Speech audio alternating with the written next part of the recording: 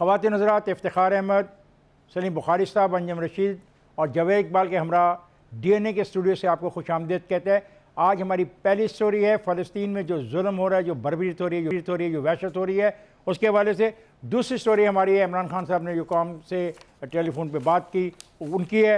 और तीसरी स्टोरी हमारी है, हुदैबिया पेपर मिल्स केस जो है वो फिर उसको तफ्तीश के लिए लाया जा रहा है, उसको इंक्वायर किया जाएगा, उस पर कोशिश की जाएगी, हिम्मत की जाएगी एक ऐसा केस बनाने की कि जिसमें नवाज़ शरीफ और उनका ख़ानदान जो सुप्रीम कोर्ट के फ़ैसले के बाद फ़ारग हो चुका है उसको दोबारा उसमें इन्वॉल्व करने की। सबसे पहले तो मैं बात करूँगा जो फ़लस्तीन, मैं एक छोटी सी वो देख रहा था फुटेज, एक बच्चा अपने बाप के जनाजे के साथ जिस तरीके से मूव कर रहा था, जिस तरीके से पीछे लोगों से रोता हुआ धाड़े मारता हुआ जा रहा था और अपने जो बाप का जो जनाजा जा रहा था उसको वो कंधा भी नहीं दे सकता, छोटा सा वो बच्चा है। आप यकीन करें कि मुझे एक दफ़ा मैंने ऐसी तस्वीर देखी थी एक बच्ची की जो माइग्रेट करना चाह रहा था उसका ख़ानदान और किश्ती डूब गई थी, उसकी लाश आके वहाँ पे साहिल पर पड़ी हुई थी। या अगर हम देखें बहुत गौर से तारीख़ में तो वियतनाम की वॉर में एक बच्ची जो है वो भाग रही है और उसके ऊपर फायर हो रहे हैं। ये बच्चों के साथ जो बर्बरियत है, जो जुल्म है, हाँ किसी नस्ल के बच्चे के साथ हो, हाँ करने वाला कोई भी हो, ये काबिल मज़म्मत है। और सिर्फ ये नहीं कि बच्चों के साथ हो रहा है, उनके ख़ानदान तबाह किए जा रहे हैं, उनको उस ज़मीन से भी बेदखल करने की कोशिश की जा रही है जो उनके पास है, ताकि जो इनकी एक्सपेंशनिज़म का जो कॉन्सेप्ट है, जो सोच है, जिसकी खातिर दुनिया ने उनको सपोर्ट किया उन यहूदियों को वहाँ पे ला के बसाने के लिए, ये उसका भी खमियाजा अब दुनिया को भुगतना पड़ेगा। आज सब ने कंडेम किया है। हमारे जो दोस्त हैं तुर्की के, उन्होंने इस्तांबुल की सड़कों पे मुजाहरा किया है, हमारे प्राइम मिनिस्टर ने भी कंडेम किया है। लेकिन सवाल है कि कब तक खेल चलेगा, क्या इसका कोई एंड है, क्या कभी ख़त्म होगा? ऐसा तो नहीं है ना कि हम किसी बहुत बड़ी जंग में मुलव्वस हो जाएं, क्योंकि बर्दाश्त की एक हद होती है।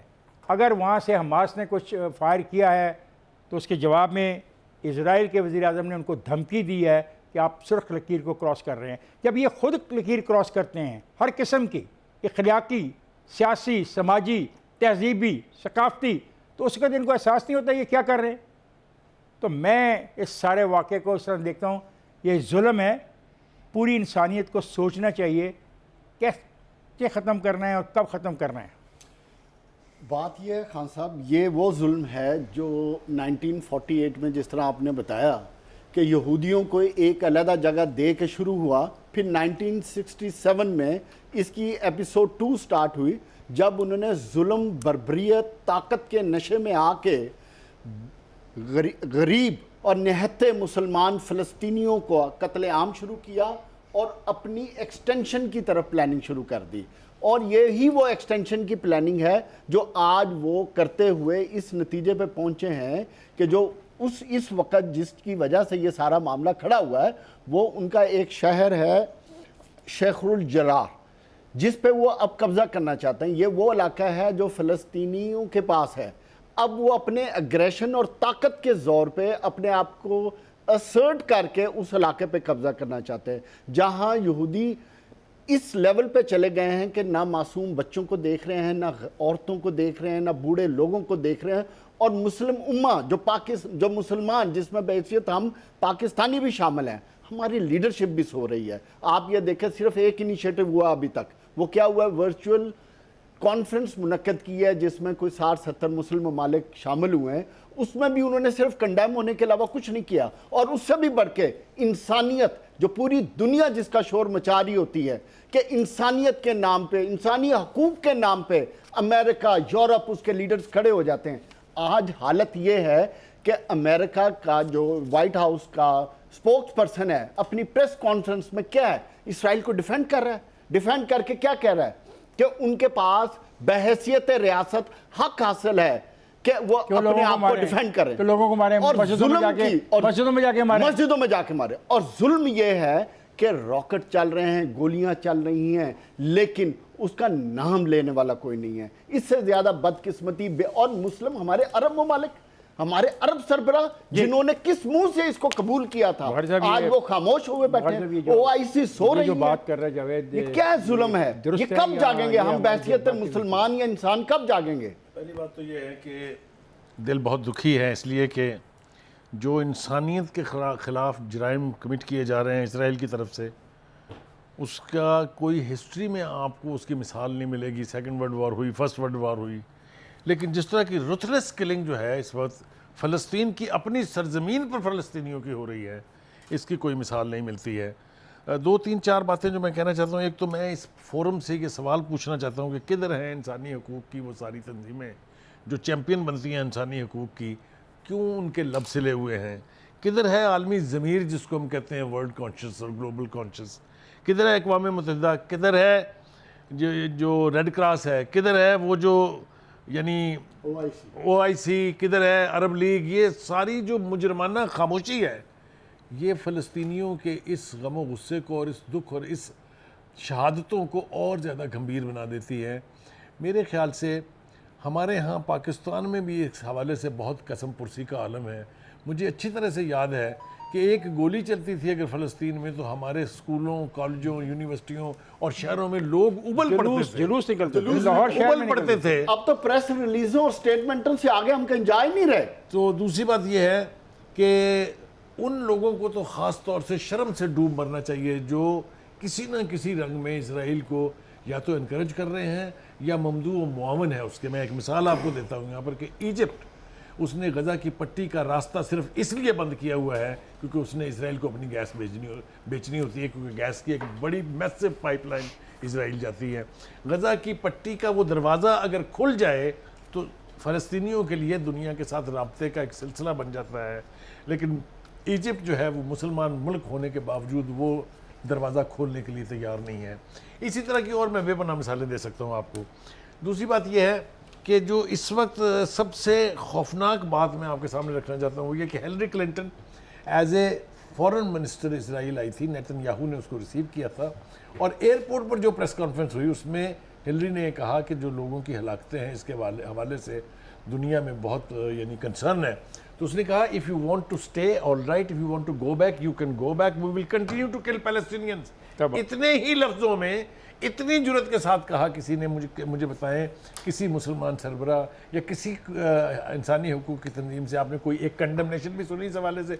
ये प्रेस कॉन्फ्रेंस लाइव दिखाई गई थी। रियासत बहैसियत मुस्लिम ममालिक हम तो गुलाम हैं। अब आप देखें, दूसरी बात यह कि बच्चों का जो कत्ल है जिसकी तरफ इफ्तिखार साहब ने भी इशारा किया था, आप देखें ये फुटेजेस भरी पड़ी हैं सोशल मीडिया के ऊपर कि उनके जो इजरायली फौजी हैं वो छोटे छोटे 6-6 साल 5-5 साल के बच्चों को उठा के ले जा रहे हैं। लेकिन बुखारी साहब बात यह है कि स्वाय ट्वीट करने से या सोशल मीडिया पे अपनी अपनी स्टेटमेंट्स रिकॉर्ड कराने के या प्रेस रिलीज से या हमारे जो फॉरेन ऑफिस की प्रेस स्टेटमेंट से, इससे ज्यादा हम मुस्लिम ममालिक कर क्या रहे हैं, हमारे मुस्लिम लीडरशिप कर क्या रही है? अगर आप मुझे इजाजत दें तो मैं कंक्लूड कर दूं इसको। असल में ये एक सिलसिला जारी है बहुत तवील अरसे से। साबरा और शतीला के कैंपों को याद कीजिए जहां एक दिन की बमबारी में 35,000 फ़लस्तीनी शहीद हुए थे। मजाल है किसी के कान पे कोई जूं रिंगी हो। अब जो फोकस है इसराइल का वो है, जिस तरह आपने भी इशारा किया, शेख जर्राह जो एक पट्टी है, हाँ, वहाँ पर फ़लस्तीनी जो है एहतजाज कर रहे हैं। वहाँ से उनको हटाने का मकसद ये है कि पीछे हटा के उस पर कब्जा करके वहाँ जो एक्सटेंशन हैं, जो अपनी आबादकार करने की पॉलिसी है उसको अमली जमा अंजम को भी बात करने दें, क्या ख्याल होनी चाहिए। इनकी बड़ी मेहरबानी है, ये जज्बाती और इमोशनल हैं और बिल्कुल जायज़ हैं इनके। लेकिन भाई बात यह है कि जो दुनिया है, जो दुनिया के जो मुस्लिम उम्मा जो है, मुस्लिम उम्मा कोई पॉलिटिकल लफ्ज़ नहीं है। मुस्लिम उम्मा एक मजहबी लफ्ज़ है। और लेकिन बाकी मुस्लिम रियासतें जो हैं वो इंडिपेंडेंट है और उनके अपने कौमी मफादात हैं और वो कौमी मफादात के तहत चलती हैं। वो आपकी तरह जज्बाती होके धड़न तख्ते नहीं करती। इसलिए मुस्लिम उम्मा जो है वो इस पर उस तरह से यूनाइट नहीं है जिस तरह से पाकिस्तान के अंदर एक वाहिद रियासत है जहाँ पर ये इस तरह के जज्बाती माहौल है। बाकी दुनिया जो है वो अपने अपने कौमी मफादात को देखती है और कौमी मफादात के तहत ही काम करती है। पहली बात तो यह कि मुझे ये समझ नहीं आती आप खुद कौन सी दुनिया में रहते हैं? मैं असली दुनिया में रहता हूं। एक जो वो है वो पाकिस्तान के अंदर है। पाकिस्तान की मेजॉरिटी जो है वो आज भी मुकद्दस से क्या ताल्लुक है? आप जैसे इंतहा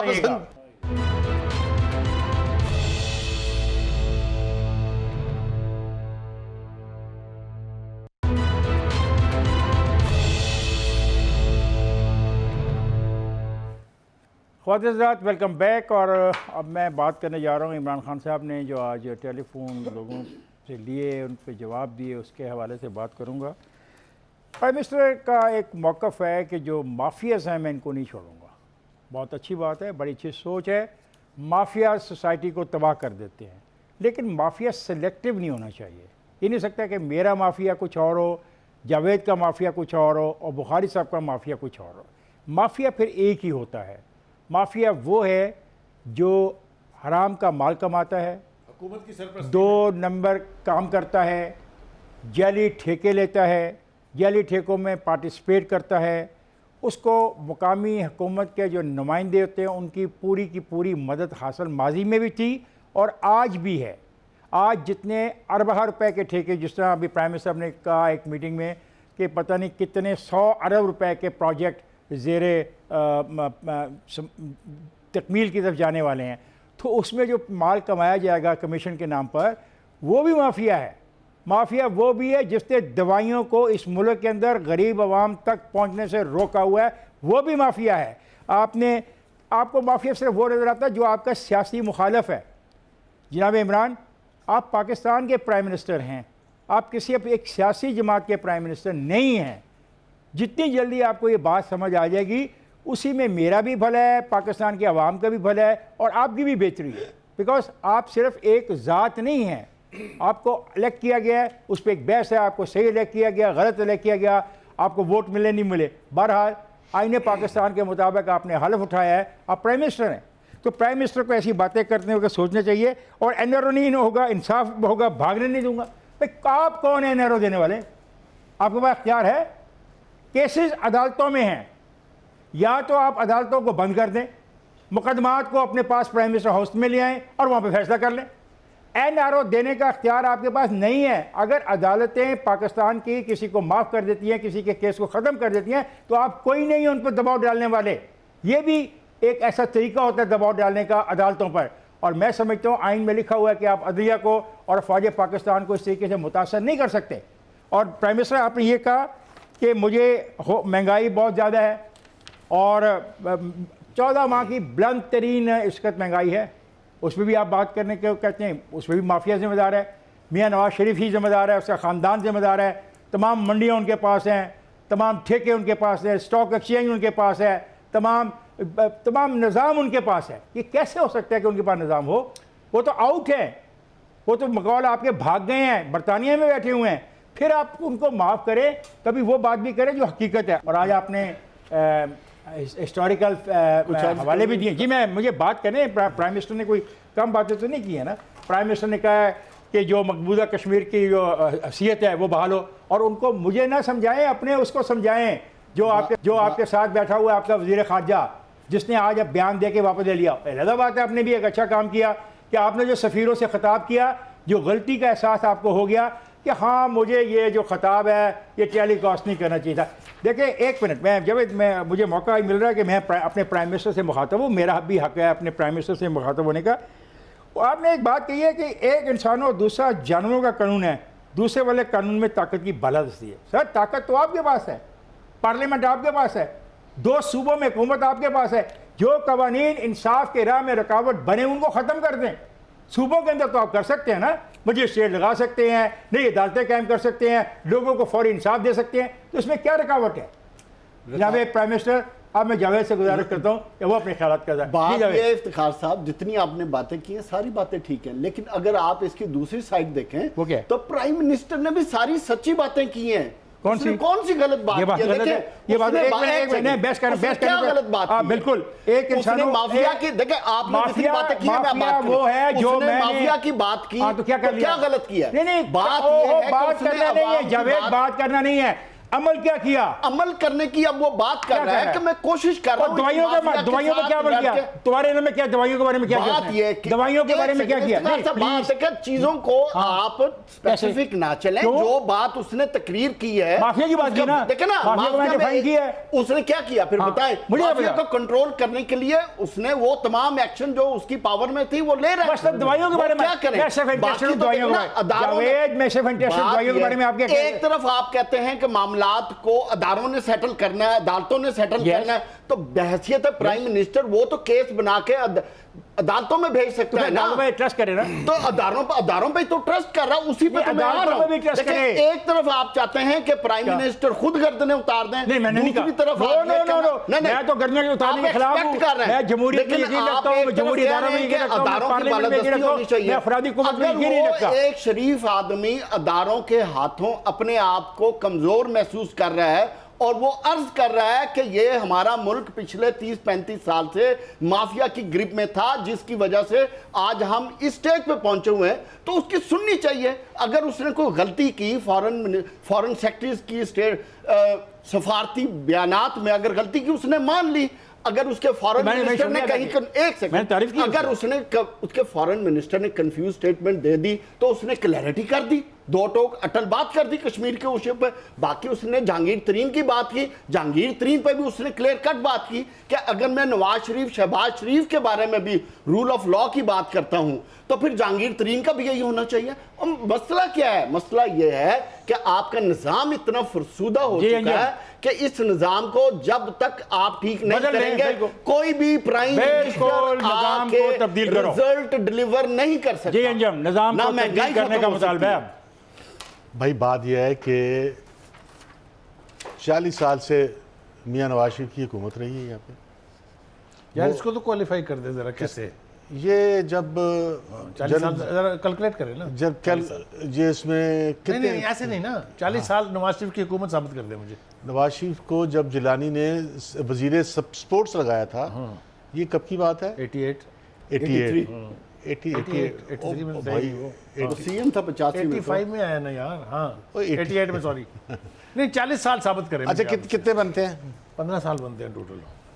15 साल बनते हैं। तो आपने 2.5 साल तो करने नहीं दी उनको, फिर आप ये 40 साल कहां से बना लेते हैं यार? एक तसलसल में रहे यार मैथमेटिक्स ठीक होना चाहिए यार, फॉर गॉड सेक। में कैसे रहे हैं? चूंकि फवाद चौधरी ने शहबाज गिल ने कह दिया, जैसा आपने भी कहना 40 साल और डिक्टेटरों के जो पालतू लोग थे, ये उनका तसलसल है, आज तक इनकी हुकूमत रही है। और आप गलत कह रहे हैं आप, हिस्टोरिकली 2 दफा बेनजीर सुन तो लो, आधा घंटा तकरीर की है तुमने और बात नहीं सुनी। मैं सुनाना चाह रहा हूं, आप हिस्टोरिकली गलत बात कर रहे हो। आप बात ये है कि 1997 में जो इन्होंने अपना वो इलेक्शन फॉर्म भरा, उसमें कहा इन्होंने कि 94 और 96 तक इन्होंने 577 रुपए इनकम टैक्स दिया।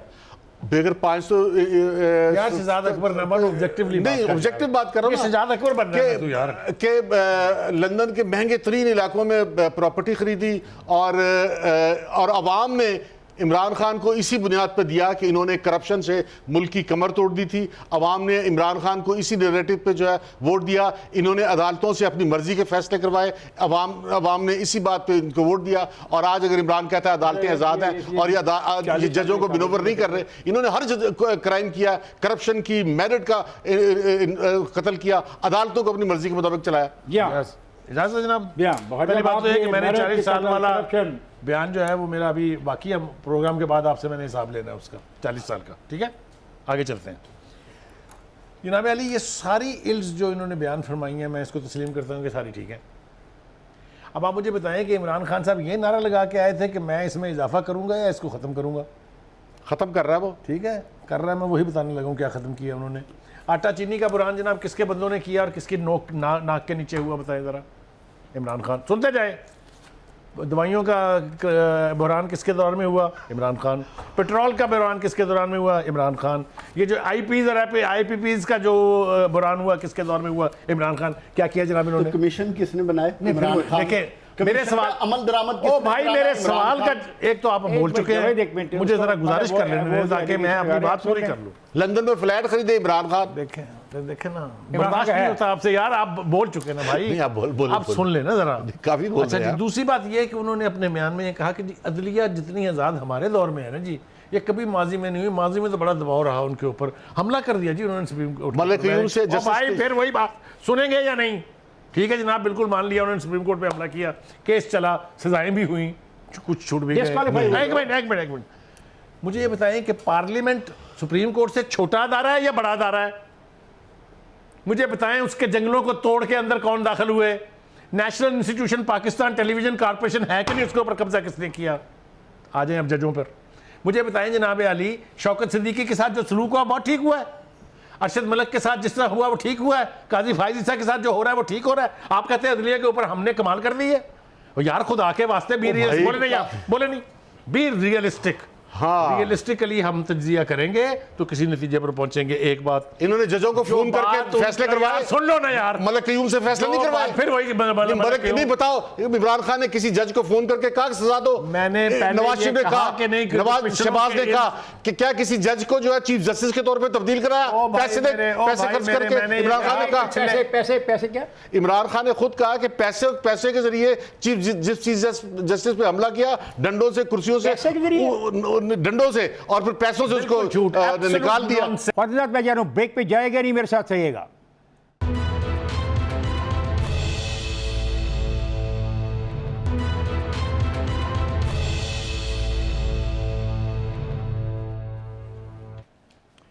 वेलकम बैक ख्वातीन हज़रात।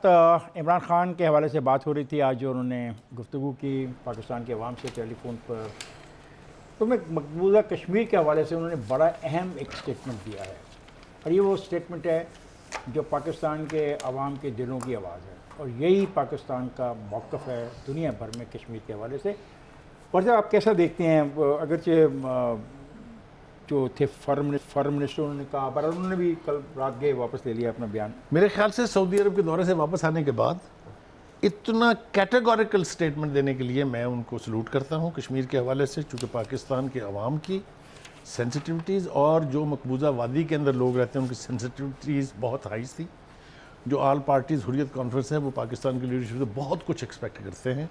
मैं कहता हूँ ये इमरान खान साहब ने, this is after his speech in the United nation, ये सेकंड बात है जिसकी तारीफ़ की जानी चाहिए कि उन्होंने कैटेगोरिकली कहा है कि no backdoor, no diplomatic efforts, no direct talks unless ये 5 अगस्त वाली पोजीशन पे वापस नहीं जाते हैं, विच मीन्स कि आर्टिकल 370 और 35A जो हुए हैं वो रिस्टोर हो। अच्छा, एक बात सुनते लेने यार, बात तो पूरी कर लेने ना यार खुदा के लिए। दूसरा उनका जो हाउसिंग स्कीम वाला इनिशिएटिव है, गरीब आदमी कभी तसव्वुर नहीं कर सकता था इस पाकिस्तान में अपना घर बनाने का। अगर ये स्कीम कामयाब हो जाती है तो मैं आपको बता रहा हूँ कि जिस तरह लोग मोटरवे के हवाले से नवाज शरीफ को याद रखते हैं, तो इस स्कीम के हवाले से भी लोग इमरान खान को सारी ज़िंदगी याद रखेंगे। ये दो बातें वो हैं, मुखालफत अपनी जगह है, जो जेन्युइन क्रिटिसिज्म है उसमें जहाँ अच्छी बात है उसकी तारीफ होनी चाहिए, जहाँ गलत बात है उसके ऊपर तनकीद होनी चाहिए। अच्छा, ये जो प्राइम मिनिस्टर ने कहा कि जब तक वो 370 के को विड्रॉ नहीं करते हम बात नहीं करेंगे, तो आपका मौक़िफ़ इस पे क्या, कोई आपका मौक़िफ़ था पहले? हाँ, मेरा ख्याल ये है कि हिंदुस्तान और पाकिस्तान के दरमियान ये जो एजेंसियों की सतह पे जो मुज़ाकरात हुए हैं, इसमें ये बात हिंदुस्तान ने कहीं कंसीड की है कि जो डेमोग्राफिक चेंज है, कश्मीरियों की जगह बाहर से लोग ला के कश्मीर में आबाद करने की जो भारतीय कोशिश है, शायद इस पर भारत, मुझे राज़ी लगता है कि भारत इसको नहीं करेगा, ताकि पाकिस्तान और हिंदुस्तान डायलॉग शुरू करें और कोई पुरअमन बगैर जंग के कोई सोल्यूशन निकल सके, क्योंकि जंग से तो कोई सोल्यूशन निकलने वाला है नहीं, ना निकलेगा। तो एक अंडरस्टैंडिंग लगती है, क्योंकि और भी कुछ लोगों ने कहा है कि जो शाह महमूद ने भी कहा है और भी कुछ लोगों ने कहा है कि ये जो डेमोग्राफिक चेंज है इस पे भारत जो है वो जोर नहीं देगा।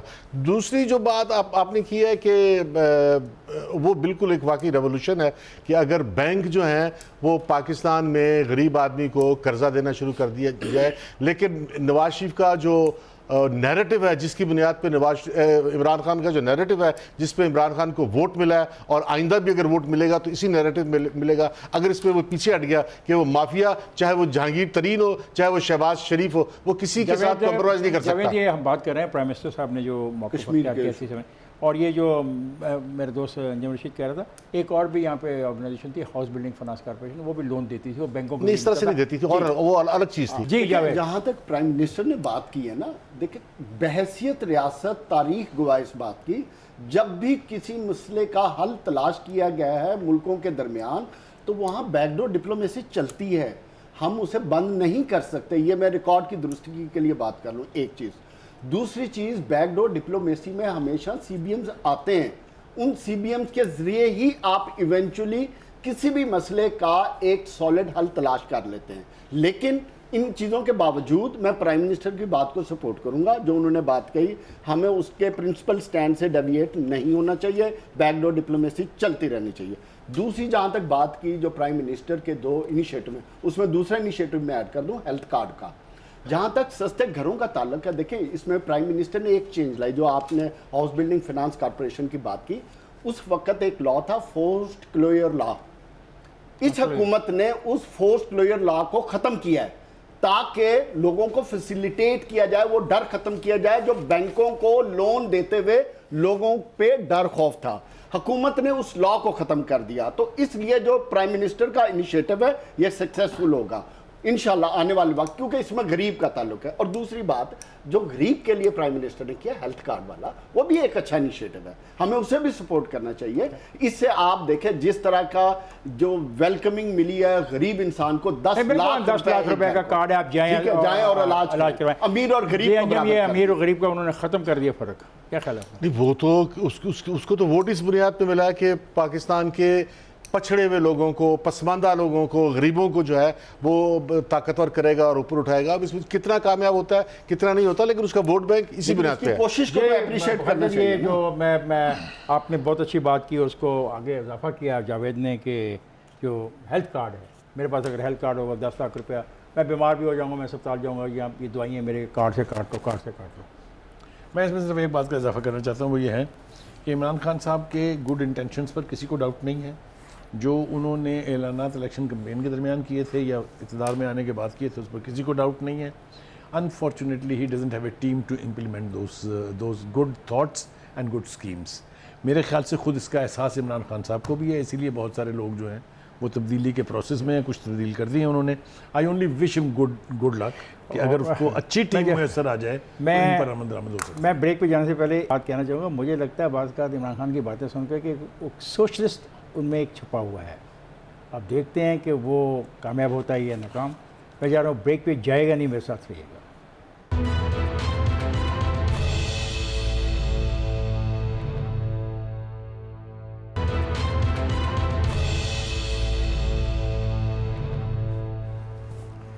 वेलकम बैक ख्वातीन हज़रात, और अब हम प्रोग्राम के आखिरी हिस्से में हुदैबिया पेपर्स को दोबारा से शुरू करने के इम्कानात बहुत वाज़े हो गए हैं, और देखना है कि इस हुदैबिया पेपर के मुकदमे से जो शरीफों का ख़ानदान है उनको किस हद तक नुकसान पहुंचता है, उनको किस हद तक ज़िज किया जा सकता है।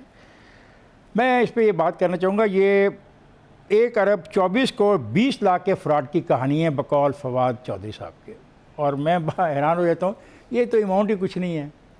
अभी पिछले दिनों 5 अरब रुपए की सब्सिडी दी गई रमज़ान बाज़ारों के लिए, तो उसमें कितना किधर गया होगा, ये तो जब कभी वक्त आएगा तो जो वो हुकूमतें होंगी तो उसको नहीं, फाइलें वो बन रही हैं, फाइलें बन रही हैं, वो फिर पता लगेगा। एक पे डाल देना 1 अरब 24 करोड़ 20 लाख के फ्रॉड की कहानी है, और फवाद साहब फरमाते हैं ये पानामा पेपर्स से भी बड़ा है। अब पानामा पेपर्स बाहर से आया था, और फवाद चौधरी आप एक बड़े अच्छे पॉलिटिकल वर्कर हो, उस पानामा के केस में सिर्फ नवाज शरीफ नहीं था, कुछ लोग और भी थे 482 पाकिस्तान में रहते हैं, उनमें मुख्तलिफ अदारों से तल्लुक़ रखने वाले हैं, मुख्तलिफ महकमों से तल्लुक़ रखने वाले हैं।